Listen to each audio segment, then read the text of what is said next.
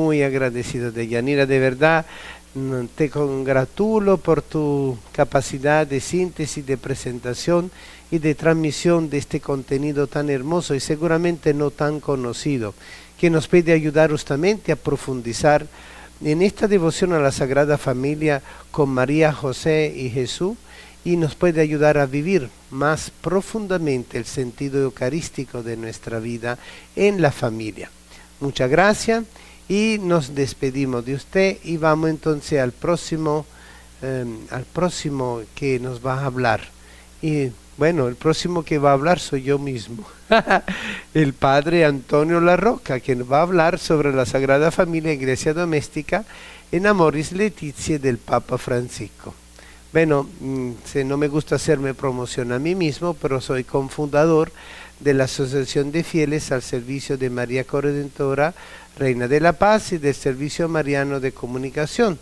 También estudié junto con el padre Javier Mariología, el doctorado en Mariología y licenciatura, y soy corresponsable junto con él del diplomado de Mariología en nuestra arquidiócesis, con lo cual fortalecemos la pastoral mariana que nos ayuda justamente a realizar todos estos conocimientos y llevarlo a favor de todo para el crecimiento mismo de la Iglesia. Bien, tengo varios puntos que yo voy a justamente a presentar de mi misma ponencia. Momento que lo pongo en el computer. Bien, hago una presentación.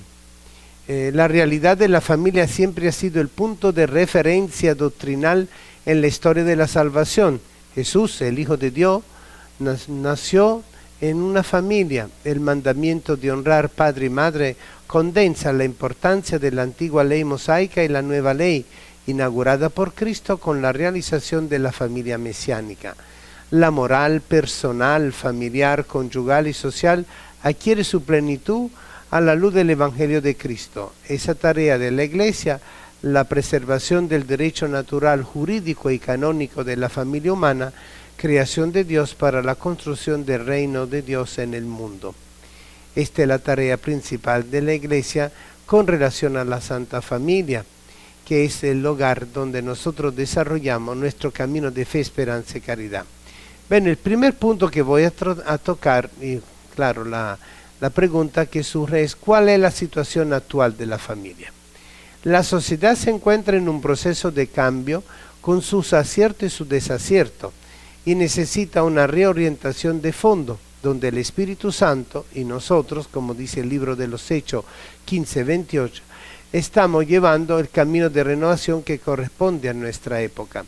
Frente a tanto ataque de diferente índole en contra de la familia, el documento Amoris Laetitia del Papa Francisco viene a devolver a la familia el significado teológico pastoral del amor familiar, que se hace caridad en la alegría mesiánica.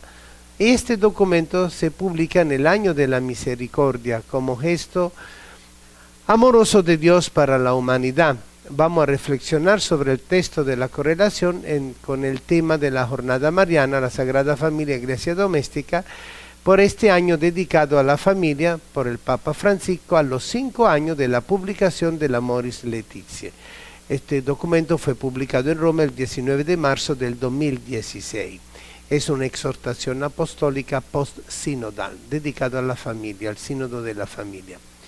Bien, existen muchas definiciones hoy en día de qué es la familia como núcleo existencial, social, psicológico, cultural, científico, según la corriente que lo interprete, pero en ciertas tendencias se está utilizando supuestos criterios de emancipación humana, como por ejemplo la ideología de género, que en efecto la contradicen. El Código de Derecho Canónico dice textualmente: quienes, según su propia vocación, viven en el estado matrimonial, tienen el peculiar deber de trabajar en la edificación del pueblo de Dios a través del matrimonio y de la familia. Código del Derecho Canónico, numeral 226, párrafo 1. Es responsabilidad de todo individuo valorar y fortalecer la realidad humana de la familia, y con más razón el cristianismo como tal, que se fundamenta en la realidad de la revelación de Dios para el hombre, recuperar su singularidad en el contexto actual, es devolverle a la familia la alegría en el amor.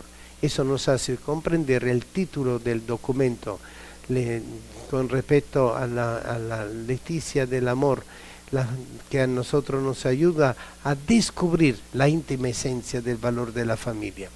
El Papa Francisco nos habla de la situación compleja de la familia en la actualidad. Fieles a la enseñanza de Cristo, miramos la realidad de la familia hoy en toda su complejidad, en sus luces y sombras. El cambio antropológico-cultural hoy influye en todos los aspectos de la vida y requiere un enfoque analítico y diversificado. En el contexto de varias décadas atrás, los obispos de España ya reconocían una realidad doméstica con más espacio de libertad, con un reparto equitativo de cargas, responsabilidades y tareas. El valorar más la comunicación personal entre los esposos se contribuye a humanizar toda la convivencia familiar. Ni la sociedad en que vivimos ni aquella hacia la que caminamos permiten la pervivencia indiscriminada de formas y modelos del pasado, pero somos conscientes de la dirección que están tomando los cambios antropológico-culturales, en razón de lo cual los individuos son menos apoyados que en el pasado por las estructuras sociales en su vida afectiva y familiar. Esto nos lo dice el Papa Francisco en Familiaris Laetitia. Y nosotros vamos a compartir ahora qué nos dice la Biblia con relación a la familia. Es muy importante entonces recorrer el sentido de la Amoris Laetitia según cómo lo ve el Papa Francisco y cómo lo pide a toda la Iglesia. Bueno, ahora vamos a tocar el tema de la familia en la Biblia. ¿Qué lugar ocupa la familia en la Biblia? En el judeocristianismo, la originalidad de ser familia es la expresión de la revelación del misterio trinitario. Allí encontramos el principio trascendental de la familia y en la creación la realización plena de la familia como imagen. Hagamos al ser humano a nuestra imagen, como semejanza nuestra, dice el libro del Génesis, capítulo 1, versículo 26. El plural es de uso bíblico no común, plural de característica deliberativo que se usa rara vez, pero que tiene que ver con el hecho de que el sujeto se habla a sí mismo y se aplica a Dios en este caso, y por ejemplo también en Génesis 11:7. En otro caso, como en el Salmo 8, versículo 6, citado en Hebreo capítulo 2, versículo 7, se interpreta de Dios con su corte celestial, pero los padres de la Iglesia siempre ven una revelación trinitaria dentro de lo que es el versículo del Génesis sobre la creación del hombre hecho a imagen y semejanza de Dios. Explica el mismo comentario que el doble uso de imagen y semejanza no se contraponen, sino que explican una igualdad con semejanza y no con totalidad. Es la expresión de una reciprocidad trinitaria, de un solo Dios, tres personas, increada en la realidad del ser humano, creado en términos de semejanza y no de absoluta igualdad con Dios, debido a la distinción que existe entre la naturaleza humana y la naturaleza divina, establecida desde el comienzo. Dice el Papa Francisco en Amoris Laetitia, el Dios Trinidad es comunión de amor y la familia es el reflejo viviente, nos ilumina las palabras de San Juan Pablo II, nuestro Dios en su misterio más íntimo no es una soledad, sino una familia, puesto que lleva en sí mismo paternidad, filiación y la esencia de la familia que es el amor. Este amor en la familia divina es el Espíritu Santo. Dios creó al hombre a su imagen y semejanza. A imagen de Dios lo creó varón y mujer, Génesis 1:27. No es en el sentido de un Dios sexuado, como si fuera una pareja, sino en el sentido de unidad, como capacidad creadora, procreativa, y donde los esposos son procreadores y co-creadores. Amoris Laetitia en el numeral 9:13. Dios concede a los hombres incluso poder participar libremente en su providencia, confiándole la responsabilidad de someter la tierra y dominarla. Dios da así al hombre el ser causa inteligente y libre para completar la obra de la creación, para perfeccionar su armonía para su bien y el de su prójimo. Los hombres, cooperadores a menudo inconscientes de la voluntad divina, pueden entrar libremente en el plan divino, no solo por sus acciones u oraciones, sino también por sus sufrimientos, como lo recuerda San Pablo en la carta a los Colosenses. Entonces llegan a ser plenamente colaboradores de Dios, de su reino. Eso es tomado del Catecismo de la Iglesia Católica, numeral 307. En esto se aclara justamente la originalidad de semejanza por imagen de la familia humana y la comunidad de amor del Dios uno y trino, y el camino de trascendencia, santificación de la familia humana. La familia de Nazaret entonces vive esta comunión comunional, no solo porque hemos sido llevados a asemejarnos al misterio de Dios sin igualarlo, sino porque esta presencia de Dios transforma una presencia viva de la palabra del Padre, que es Jesús hecha carne, una presencia que transforma y es transformativa.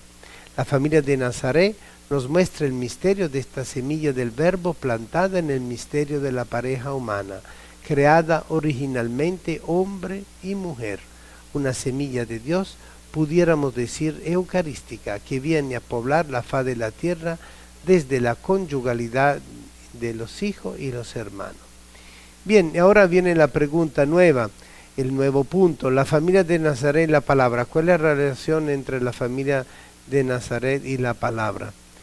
La palabra nos revela que la familia es sacramental de la real presencia del Señor, es comunional con Cristo, en Cristo y por Cristo, entre sus miembros, es reconciliadora y liberadora de los procesos del pecado, porque educa en los valores morales cristianos, es causa de conversión y sanación física y espiritual en los caminos del perdón mutuo, es original fundante de la Iglesia de Cristo, familia de Dios, porque es allí donde se aprende a compartir la fe, la esperanza y la caridad, y generar hijos de Dios y de la Iglesia como comunidad doméstica.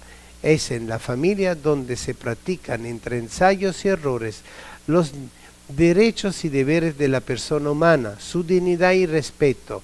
Es en la familia donde se educa a comprender la belleza de la creación y a crear la conciencia ecológica de la perseverancia en la virginidad de lo creado. Al respecto nos dice el Papa Francisco: bajo esta luz podemos recoger otra dimensión de la familia. Sabemos que en el Nuevo Testamento se habla de la iglesia que se reúne en la casa, en la carta a los Corintios, Romanos, Colosenses, en carta de Filemón. El espacio vital de una familia se podía transformar en iglesia doméstica, en sede de la Eucaristía, de la presencia de Cristo sentado a la misma mesa. Es inolvidable la escena pintada en el Apocalipsis. Estoy a la puerta llamando, si alguien oye y me abre, entraré y comeremos juntos. Así se delinea una casa que lleva en su interior la presencia de Dios, la oración común y por tanto la bendición del Señor. Es lo que se afirma en el Salmo 128, que tomamos como base: que el Señor te bendiga desde Sion. Amor y Leticia, numeral 15. Aprender a orar en familia, imitando la familia de Nazaret, unida en la lectura orante de los profetas, la ley y los salmos, como practicaban todas las familias judías, es aprender a practicar la lección de la palabra, que implica varios pasos a realizar: lectio, meditatio, oratio, contemplatio, actio.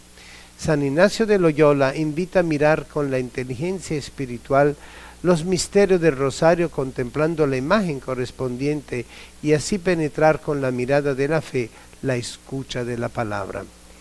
Dice San Juan Pablo II: enunciar el misterio y tener tal vez la oportunidad de contemplar al mismo tiempo una imagen que lo represente es como abrir un escenario en el cual concentrar la atención. Las palabras conducen la imaginación y el espíritu a aquel determinado episodio o momento de la vida de Cristo.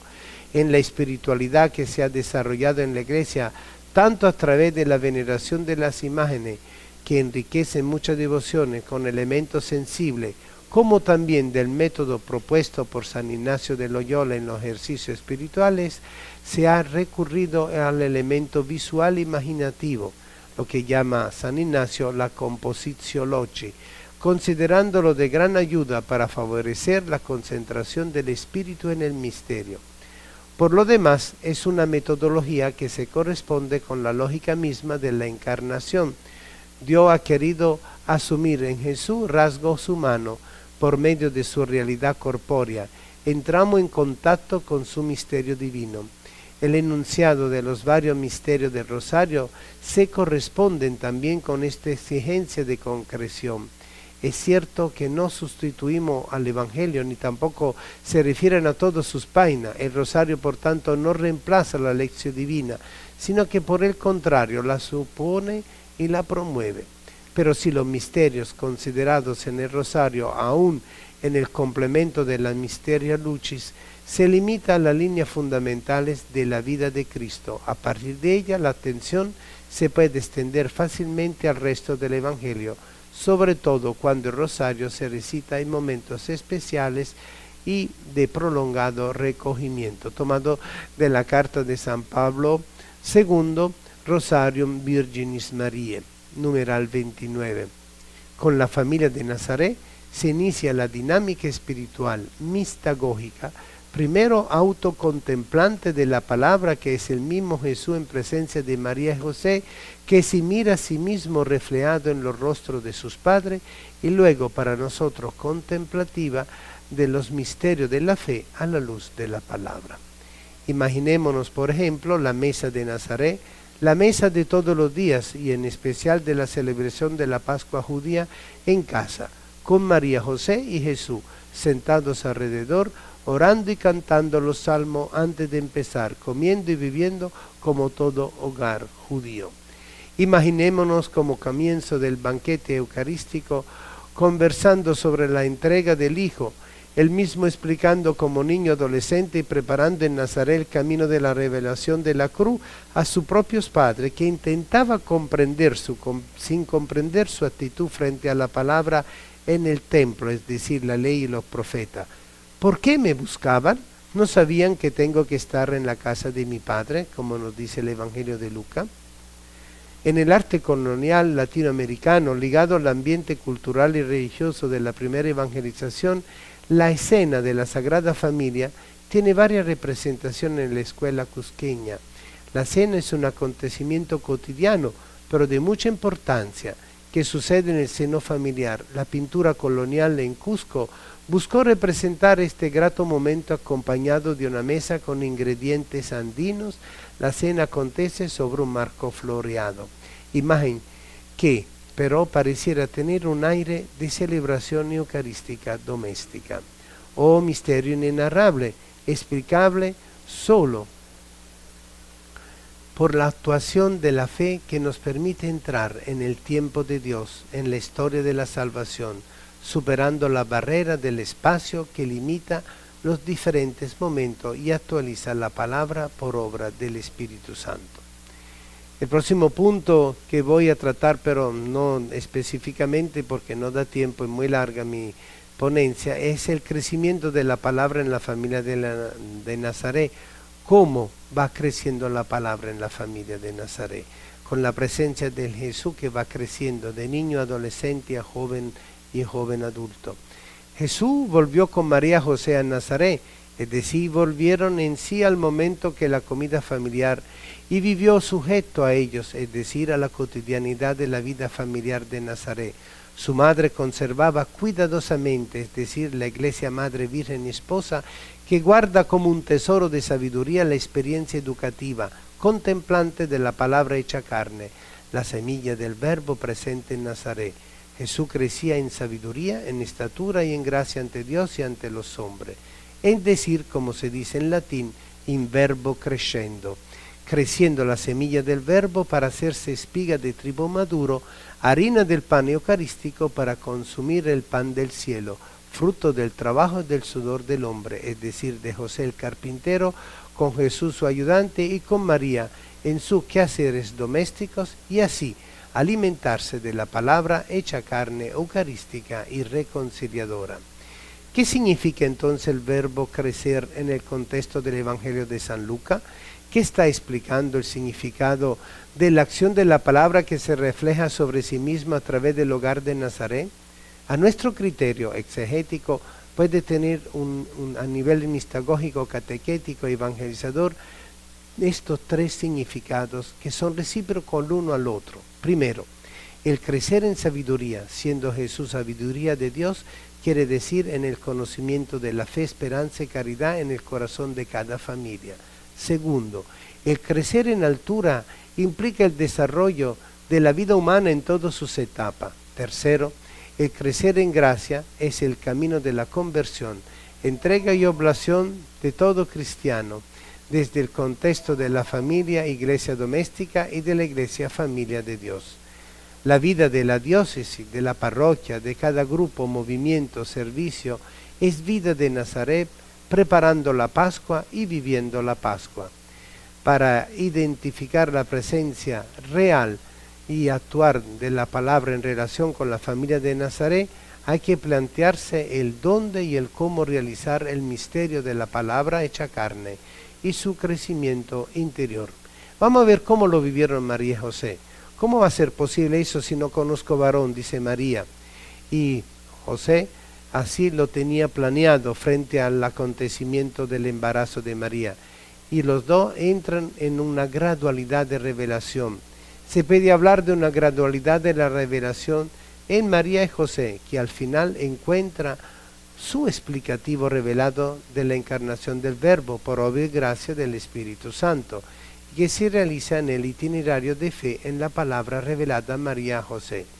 De esa misma manera podemos decir que puede existir una acción exegéticamente diacrónica y progresiva del Espíritu Santo en la conciencia de los miembros de la familia cristiana, y se pudiera hablar de una dinámica, de una comprensión gradual de los misterios aplicados a la misma vida familiar y cristiana por obra del mismo Espíritu Santo. Recordemos lo que nos dice el Evangelio de San Juan: cuando venga Él, el Espíritu de la verdad, los guiará hasta la verdad completa. Se pudiera correlacionar esta relación del principio de la encarnación de Nazaret como la dinámica propia del Espíritu Santo, que emerge también en la manifestación de la gracia sacramental, gradualidad mistagógica y pedagógica que se realiza en la acción de la pastoral familiar, que acompaña, discierne e integra la fragilidad de los misterios de la vida familiar, la iglesia doméstica, sobre todo en las iglesias con situaciones especiales e irregulares. En este sentido, el mensaje de Nuestra Señora de Coromoto en Venezuela, cuando ella aparece a la familia del cacique, indica la procesualidad y la gradualidad propia de la acción de la gracia bautismal a lo largo de la vida hasta el final. Vayan a lo blanco para que le echen agua en la cabeza para ir al cielo.